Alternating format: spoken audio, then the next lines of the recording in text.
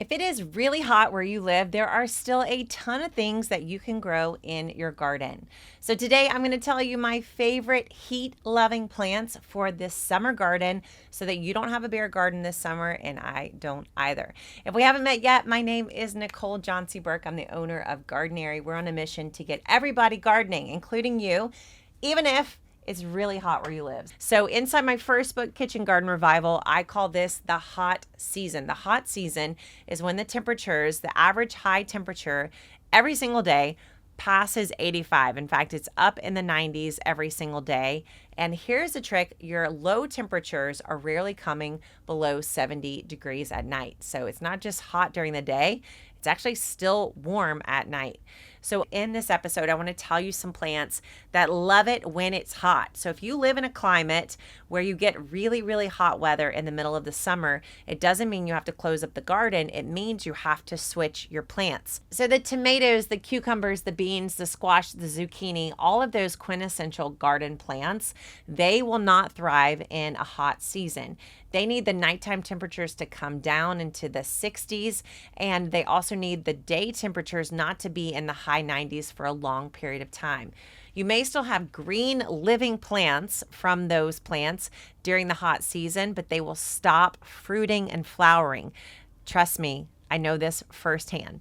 So instead of trying to push your luck and bring in shade cloth and water to keep those plants alive when it's super hot, you want to switch your garden to a new kind of plant when it's so hot in your garden. You want to be sure you're going to have at least 60 to 90 days in that hot season for it to be worth it.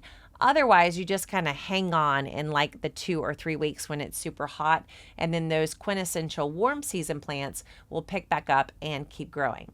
Now, if you know my garden method, I love to categorize plants this way: leaves, then roots, and then fruit. And so we're going to do that for the hot season garden as well. So first, let's talk about the leaves. The leaves that grow really well when it's hot outside are first herbs.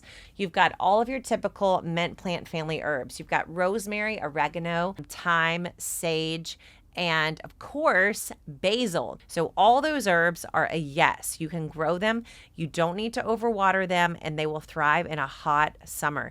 They actually all originated in the Mediterranean, so they're used to hot climates. Now, what about salad greens? Because most salads that we know, they love cool weather, right? So it's going to be a little bit harder to find some greens that will grow for you in a hot season, but there are plenty to go around.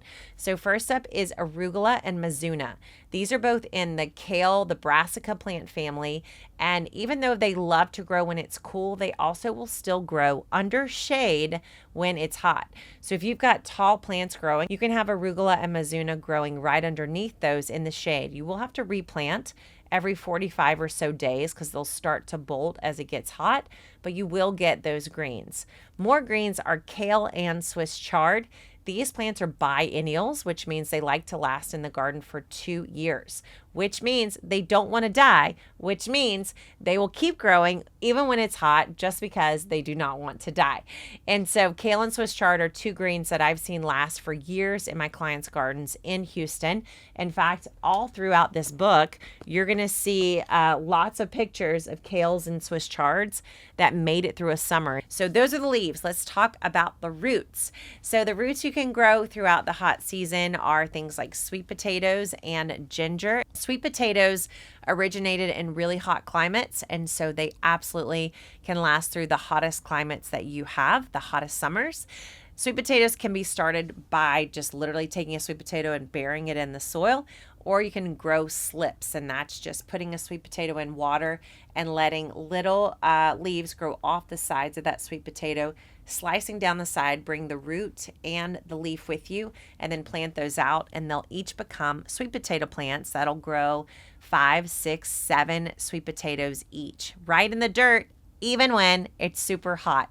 Ginger is similar. Ginger needs a really nice, long, hot summer. So you can either start it indoors or you can put it out as a plant when summer's starting for you.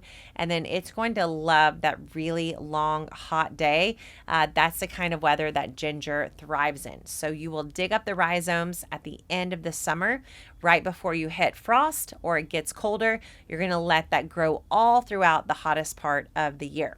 So those are the leaves and the roots. But finally, we've got fruit, and there is still fruit. There's fruiting plants, so not really tomatoes, but there are other plants in that same family that we can eat when it's hot. So hot peppers, the name fits. I don't know what it is, but it's like spicy stuff, likes hot weather. Another one is eggplants. So eggplants are in the same family, the Solanaceae family, and they love it when it's hot too. Then you can also grow okra. If you can find a place in your heart for okra, then okra will love to find a place in your garden.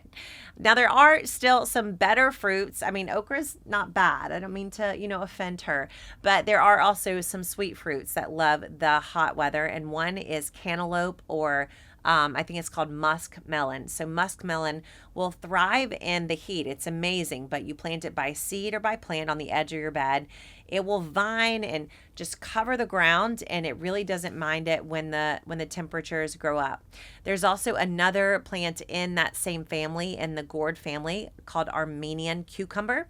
So this is when we stop growing just normal cucumber, but you can grow Armenian cucumbers, and they're a little bit longer, a little bit bigger, and they've really adjusted. They're able to keep going and growing during the really hot weather. So don't close up your garden this summer, all right? Just because it's hot outside, just because you don't want to be outside, doesn't mean there aren't a ton of plants that want to be out in your garden and growing. The worst thing you can do for your garden this summer when it's really hot is let it go bare.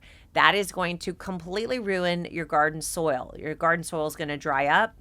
It's going to lose its nutrients, and there's a high chance that weeds are going to come in later. So don't have a bare garden this summer. Fill it up. Worst case scenario, plant the whole thing with basil. Next case scenario, plant the whole thing with sweet potatoes. Final scenario, just plant the whole thing with cantaloupe or musk melon. Whatever you do, don't leave your garden bare this summer, even when it's hot. Protect your garden. If you want to be inside, then protect your garden soil. That stuff is worth gold. It's so important to your garden, so you don't want to let it be bare when it's so extreme with the temperatures outside. All right, if you love this episode, you're going to absolutely love the Gardenary calendar, because in that we tell you when to plant everything in your garden. Go to gardenary.com/calendar. You can download it for free. You're going to put in 2 dates, and then we tell you all the rest. So this will help you know when to plant what and when to know when your hot season is on its way. If you want to learn more about growing the Gardenary way, you can check us out at gardenary.com and on all the socials at Gardenary Co. Thanks so much for listening and watching the Grow Yourself podcast. If you want to go deep, get both my books, Kitchen Garden Revival to set up your garden, and Leaves, Roots, and Fruit to plant it full of leaves, roots, and fruit, no matter the season. I'll see you next time on the Grow Yourself podcast.